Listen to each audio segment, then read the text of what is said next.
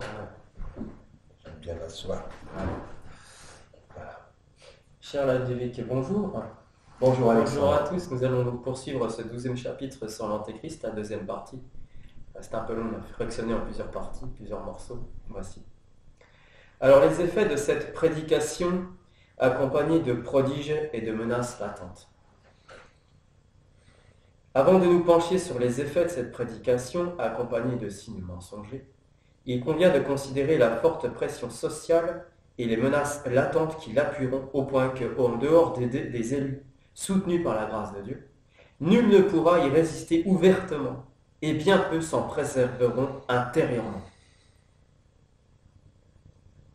Pression sociale et menaces latentes accompagnant la prédication des ministres de l'Antéchrist. Ça va être intéressant. Comme la prédication de ces maîtres d'erreur pourrait aisément être méprisée par leurs auditeurs, la terreur des puissances de ce siècle est de plus brandie devant les jugements humains. C'est pourquoi il est justement dit « autour de ses dents, la terreur ». Ce qui revient à dire que les puissances de ce siècle appuieront les iniques prédicateurs de l'Antéchrist. En effet, de nombreux puissants s'appliqueront en sévissant à terrifier ceux que ceux-ci chercheront à séduire par la parole. Il est donc dit, la terreur règne autour de ses dents, comme pour déclarer ouvertement, certes, ces pervers prédicateurs broieront un bon nombre en les persuadant, parce que d'autres seront là autour d'eux pour terrifier les esprits faibles en les affligeant. Telle a été la méthode des musulmans d'abord, des protestants ensuite, et parfois des orthodoxes, notamment au XIXe siècle chez les Rutènes du rite catholique grec, non moins que celle des révolutionnaires de tout pays, donc en France, et surtout du nouvel islam qu'est le communisme. Combien terrible sera donc ce temps de persécution, où les fidèles seront encerclés par une meute d'ennemis cherchant à détruire leur piété, les uns par des discours répétés, les autres par le glaive. Quel est celui qui, même faible, ne mépriserait point les dents de ce Léviathan si elles n'étaient pas appuyées de toutes parts par les puissants de ce siècle? Mais une double fourberie sera exercée contre eux, puisque ce qui leur sera dit par les uns avec des paroles trompeuses sera exigé d'eux par les glaives menaçants des autres. Cette double pression des discours et de la force est brièvement exprimée par saint Jean dans l'Apocalypse. Au moyen de ce verset, le pouvoir de ces chevaux est dans leur bouche et dans leur queue. Fin de citation de l'Apocalypse. Par bouche est figurée la science des prédicateurs, par la queue la puissance séculière. En effet, la durée limitée de ce siècle que l'on doit laisser derrière soi est signifiée par la queue qui se trouve à l'arrière du cheval. D'où ce que dit l'apôtre saint Paul, « Je ne fais qu'une chose, j'oublie ce que je laisse derrière moi et je me porte vers de qui est devant moi. » Tout ce qui passe est en effet derrière, et tout ce qui doit venir de façon permanente est devant. Le pouvoir de ces chevaux, à savoir de ces prédicateurs très nocifs, courant en tous sens sous l'impulsion de la chair, est donc dans leur bouche et dans leur queue, parce que les choses perverses qu'ils prêchent en persuadant sont exaltées par l'appui des forces temporelles qui sont par derrière. Et bien qu'ils puissent paraître méprisables en eux-mêmes, ils exigent pour eux la révérence de leurs auditeurs en raison de l'appui des puissances iniques qui les patronnent. Ce qui se trouve exprimé ici avec justesse par la description de la terreur à l'entour de ses dents, puisque de multiples actes de terreur seront exercés, afin que si l'on n'est point convaincu de la vérité de ce qu'ils affirment en leur perverse prédication, on craigne du moins la force de la puissance temporelle. En fait, en gros, si vous ne croyez pas à mes mensonges, eh ben moi je vais vous terroriser pour que vous puissiez y croire, et je vais prendre tous les moyens et les menaces nécessaires pour cela. En gros, c'est ça. Ça nous parle à tes mains. Oui, oui. Et on voit qu'il y a encore une différence entre ce que tu évoques là, ce que tu lis et ce qu'on vit. Et on se dit qu'ils ont encore de la marge de manœuvre. On voit par exemple que la Nouvelle-Calédonie subit l'obligation vaccinale. Ça a été voté et mis en application là depuis vendredi. Ok. Ouais. Bon. Suite au prochain L'épisode. épisode. Effet de la séduction des prodiges et de la pression sociale accompagnant cette prédication. C'est pourquoi leur simulation et la malice de leur prédication auront un grand effet sur les hommes. Ça. Et elle fit que la terre et ceux qui l'habitent adorent la première bête dont la plaie mortelle a été guérie.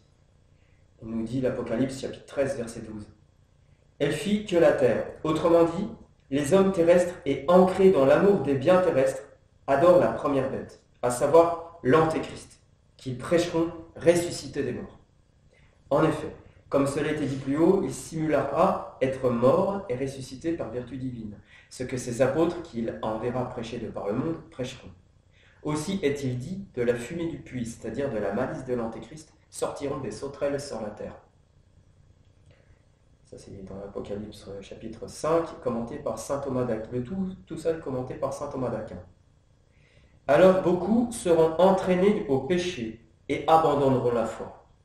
Voyant la multitude et la richesse des mauvais, ainsi que les faux miracles de l'Antéchrist, et ils persécuteront leurs anciens frères. L'Antéchrist enverra des pseudo-prophètes qui séduiront un grand nombre, et l'iniquité abondera, car le nombre des iniques sera multiplié, tandis que la charité se refroidira, car le nombre des bons diminuera. Les effets de ces prodiges, et surtout de cette tromperie sur les peuples de la terre, cette simulation opérée par l'œuvre du diable aura un grand effet sur les hommes. Et toute la terre fut en admiration après la bête. Nous dit l'Apocalypse toujours, chapitre 13, verset 3, cette fois-ci. Une telle admiration, la terre désignait ici les hommes pécheurs. Une telle admiration sera provoquée par l'étonnant prodige de l'Antéchrist, celui de son apparente résurrection. Car comme ils le croiront ressuscité, les hommes habitant sur la terre l'admireront, après avoir été trompés par l'art de la magie, en raison de la permission de Dieu méritée par leurs péchés. Et ils se conformeront à lui dans leurs actes, le servant et marchant derrière lui. D'où ce qui suit, ils iront après la bête et ils adoreront le dragon.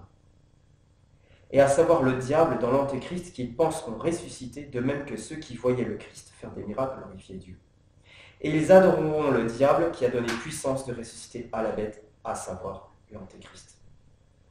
Ce sont des commentaires de saint Thomas d'Aquin. Moi, ce qui me frappe là-dedans, c'est que, en connaissant un petit peu ce milieu-là, parce que j'ai évolué dedans professionnellement, ça paraît tout à fait plausible quand on voit à quel point les foules sont hystériques lorsqu'elles approchent ou lorsqu'elles assistent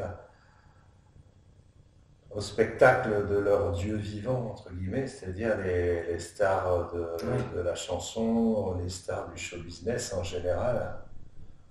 Et quand on voit la cohue, comment se comportent les gens en devant scène, par exemple, on se dit que ce que tu lis là est tout à fait possible en termes de manipulation de masse, en termes d'effets psychologiques, en termes d'effets de capture des sentiments, de l'affect, et même d'une certaine façon de l'intelligence, puisque déjà on voit qu'au sein des milieux dits catholiques, il y a une effervescence de positions, d'opinions, parfois bien éloignées des conclusions théologiques du magistère de la Sainte Église catholique. Donc un aveuglement total, un aveuglement sentimental, affectif, psychologique et intellectuel est tout à fait plausible lorsqu'on regarde, lorsqu'on induit de notre propre expérience contemporaine le comportement de la plupart des gens. Alors que là, les moyens seront encore beaucoup plus puissants. Donc on peut penser qu'effectivement, quand on dit que la vérité isole, il faut s'attendre à être de plus en plus isolé pour ceux qui tiendront la charité de la vérité jusqu'au bout. Certes. Ça demande une certaine ascèse, surtout dans le monde où on vit aujourd'hui. Ça, la charité de la vérité. Mais comme tu as dit, il y a une sacrée préparation des esprits. Et pour préparer ces esprits-là, il faut user le plaisir. C'est le bon rembage, c'est le plaisir. pas le plaisir, je dirais, immédiat ou charnel. Oui, Parce c'est qu'on- ce plaisir-là, on peut- j'entends, bien sûr. On peut avoir une c'est vrai. grande joie gratuite Bien sûr. à la lecture édifiante Tout à fait. et non pas atterrante. Moi, je te parlais dans le contexte que tu prenais, enfin, les exemples que tu prenais, qui n'est qu'un échantillon, parce qu'il y a d'autres exemples aussi à nommer, dans l'idolâtrie. Enfin, voilà. Poursuivons. Donc, comment adoreront-ils le dragon, à savoir le diable, qui ne verront point? Ceux qui sont désignés par la terre adoreront l'antéchrist, et dans l'antéchrist, le diable, disant que nul n'est semblable à l'antéchrist, que personne ne peut égaler sa puissance. C'est dire l'effet qu'il aura, quand même. Pour tromper les gens, enfin, ils seront préparés aussi, comme on vient de le dire, mais Ils sont désarmés. ils sont aussi désarmés. Désarmés par manque de connaissances, manque d'éducation, surtout manque de formation. D'où l'importance de nos vidéos. C'est une arme pour se prémunir justement de tout ça. On avertit en fait, on n'est que des outils, quoi. Voilà. Pour avertir, quoi. On ne fait que redire les commentaires des pères, Saint Thomas d'Aquin, là, que je viens de citer, sur l'Apocalypse. On n'invente rien. Et ils adoreront la bête, à savoir l'Antéchrist, et s'humilieront devant lui, comme les disciples du Christ l'ont adoré après sa résurrection.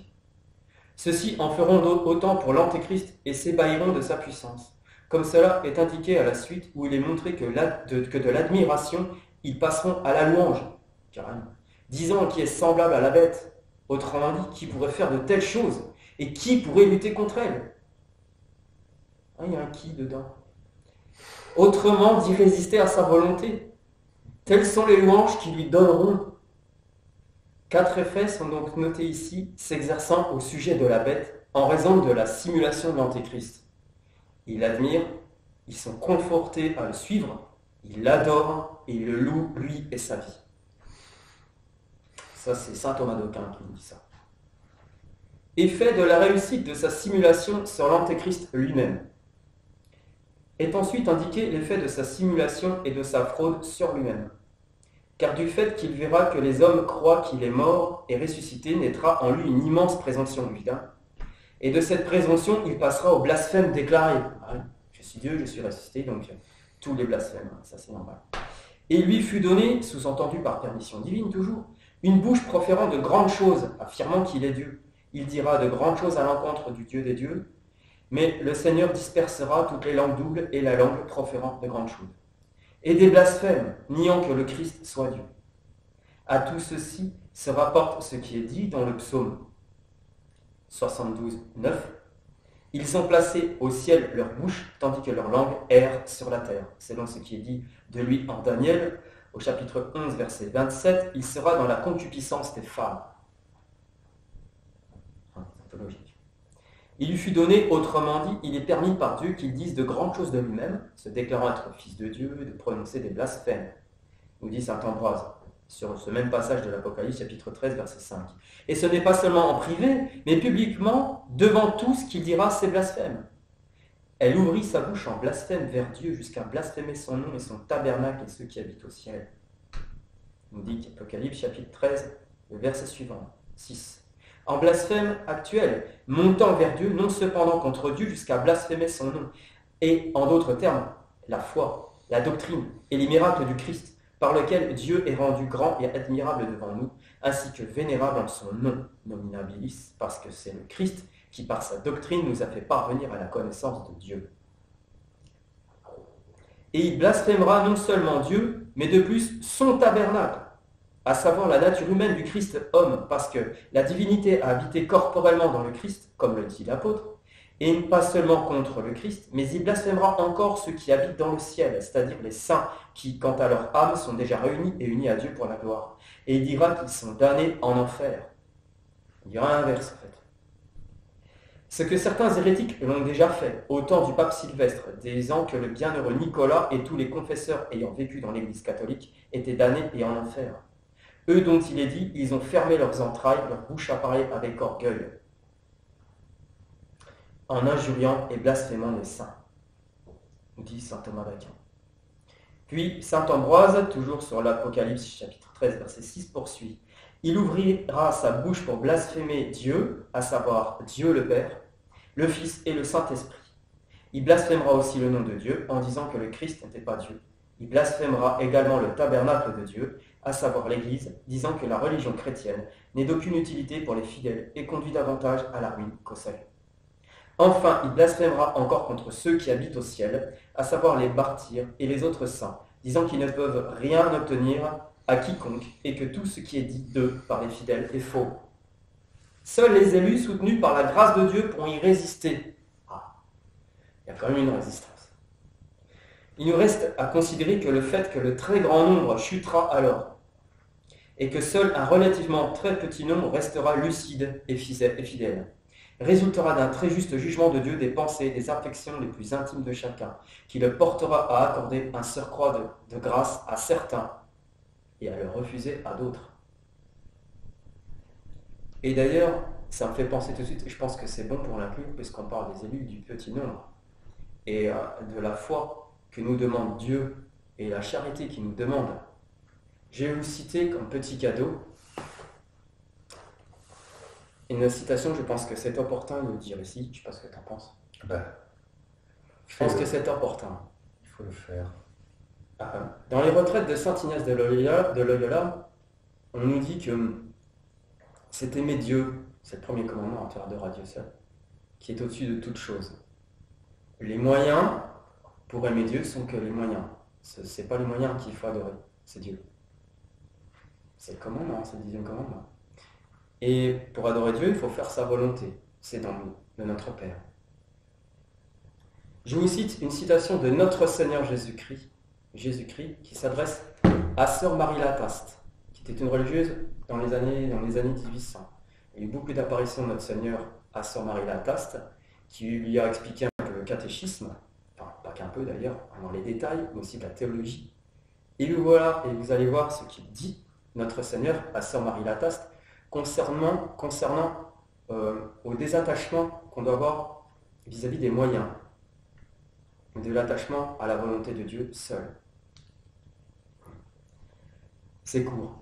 Ne soyez attachés à rien, pas même à ce qu'il y a de meilleur, ni à la prière, ni à la retraite, ni à la communion, ni même à ma parole, en ne faisant rien pour votre propre satisfaction, et ne désirant en tout que le parfait accomplissement de la volonté de Dieu. Vous aurez toujours la paix en vous. Voilà.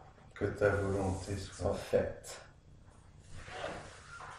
Vous aurez toujours la paix en vous, c'est-à-dire la conscience propre. C'est ça. C'est ça. C'est comme un avertissement, comme nous prémunir des risques de subterfuge sous couvert de catholicisme. C'est ça. Quelle qu'en soit la nature. C'est Je ça. dis bien quelle qu'en soit la nature. C'est ce que la Bézin s'explique. C'est ce que tu as expliqué dans ta vidéo sur le tableau des arbres schismatiques. Tout à fait. Donc c'est Jésus qui vient de parler. Voilà. Jésus a parlé, l'Église a parlé, l'univers a parlé. Voilà, c'est ça. C'est ça. Encore une fois de plus. Oui, c'est ça. Merci Alexandre. Mais c'est un tout petit cadeau de rien du tout, mais qui Mais vaut c'est quand un même beau 100 cadeau. pesons d'or, quoi, C'est parce ça, que c'est c'est Jésus ça. qui dit que Bah, pour les gens qui sont privés de messe, c'est- qui n'y vont pas pour des raisons théologiques bien comprises, ou qui ne peuvent pas, comme moi par exemple, ou toi, on n'a plus de messe valide et licite. Et licite, c'est les deux, hein, licite. Plaire à Dieu. On n'en a plus. Eh bien, c'est en lisant des choses comme ça qu'on arrive à tenir. Tout à fait. Et de ne pas désespérer de son salut si on est privé de moyens visibles, de signes. Oui. C'est bien ce que tu viens de lire. C'est ça. Et ce que l'abbé explique de façon récurrente. Dieu sonde les reins et les cœurs. Il voit les intentions de chacun. Si on veut obéir à Dieu, si on veut plaire à Dieu, on aura les grâces nécessaires. Et pour obéir à Dieu, il faut savoir ce qu'il attend de nous, qui est expliqué dans le magistère, entre autres, de l'Église catholique, qui nous dit qu'il ne faut pas aller en communion chez les non-catholiques. peut pas être en communion avec les non-catholiques. C'est le canon 1258 de mémoire. Voilà, refermons la parenthèse. Ceci pour nous fortifier, bien entendu, dans la foi et la charité. Je poursuis. La chute du très grand nombre résultera d'un juste jugement de Dieu. L'Antéchrist s'entourera lui-même d'un tel éclat devant les hommes qu'il sera cru Dieu par les insensés. Toujours saint Ambroise. Et adorèrent la première bête qui désigne l'Antéchrist, tous ceux qui habitent la terre dont les noms ne sont pas inscrits dans le livre de vie de l'agneau.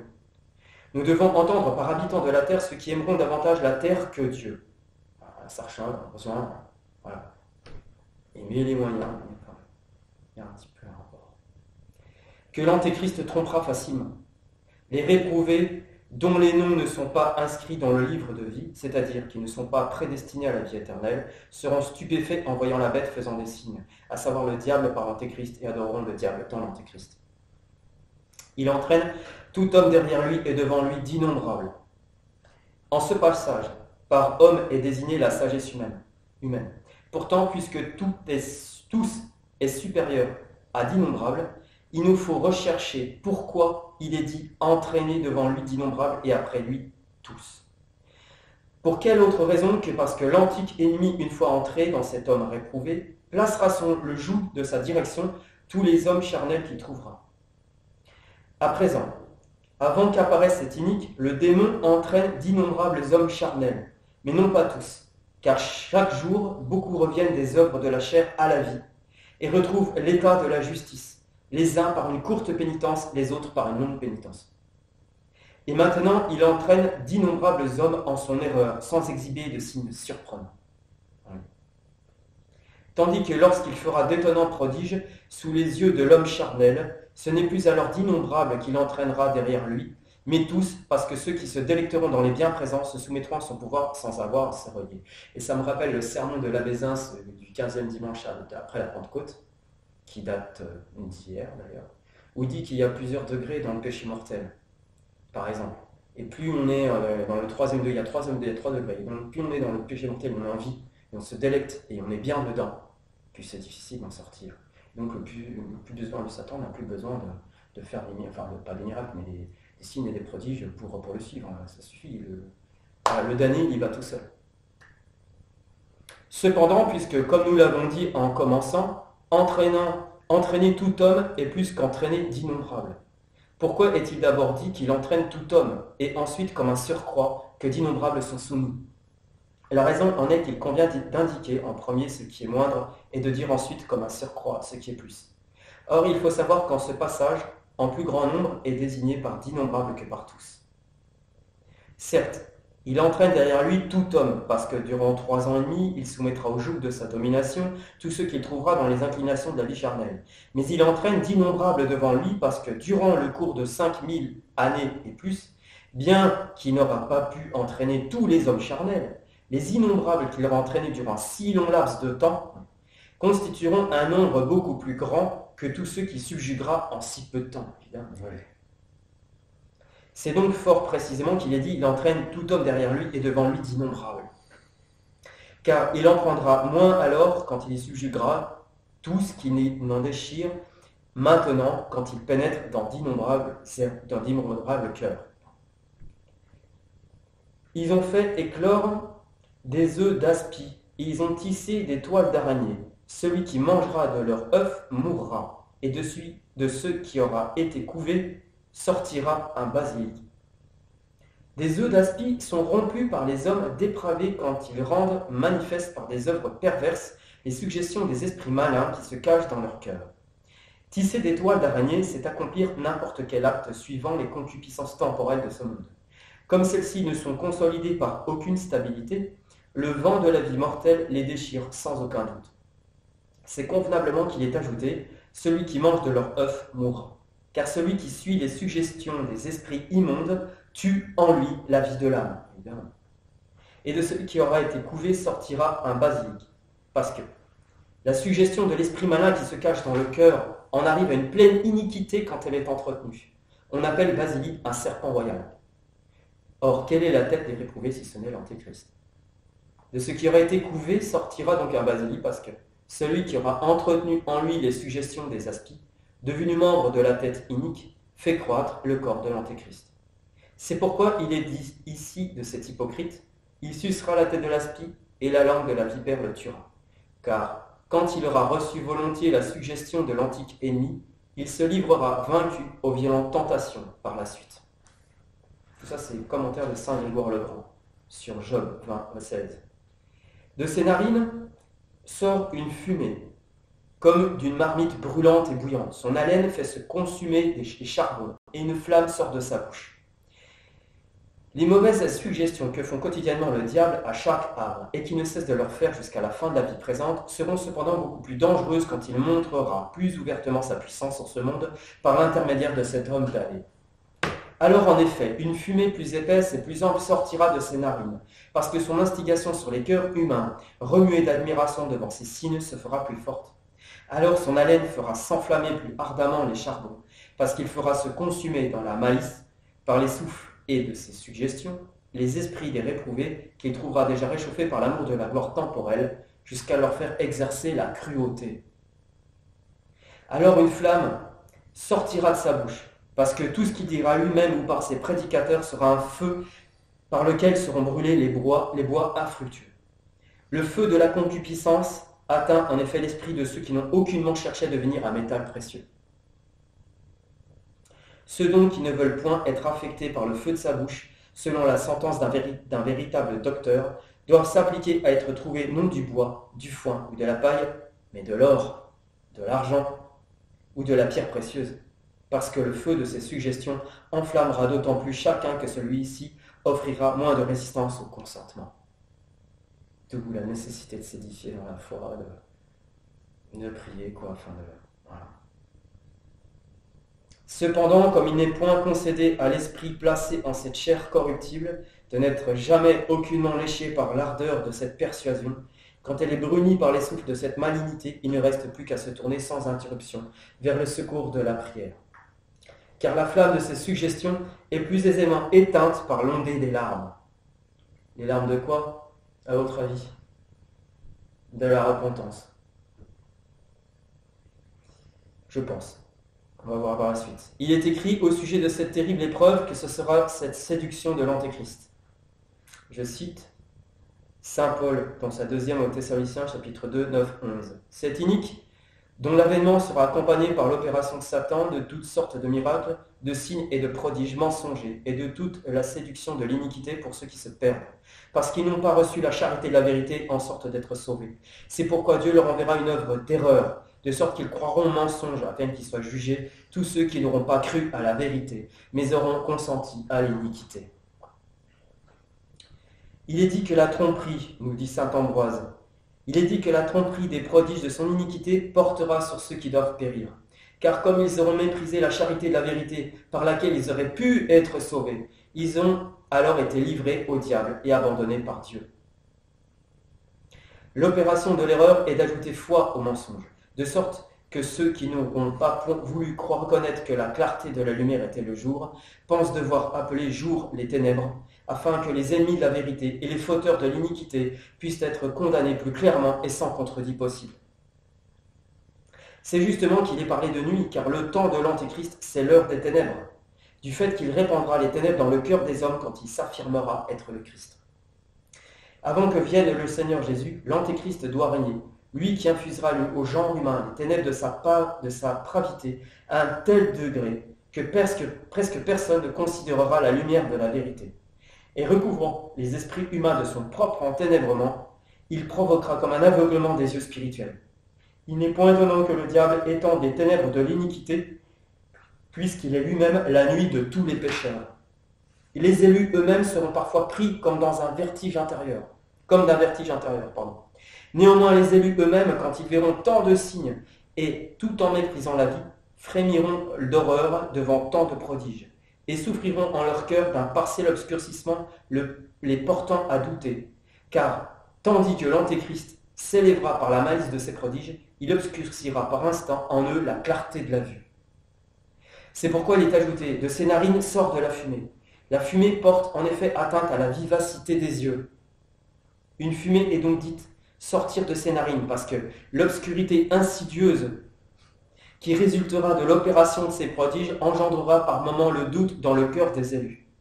Une fumée sortira des narines du Léviathan, parce que l'enténèbrement résultant de ces prodiges mensongers troublera les yeux de l'esprit des bons et leur donnera le vertige.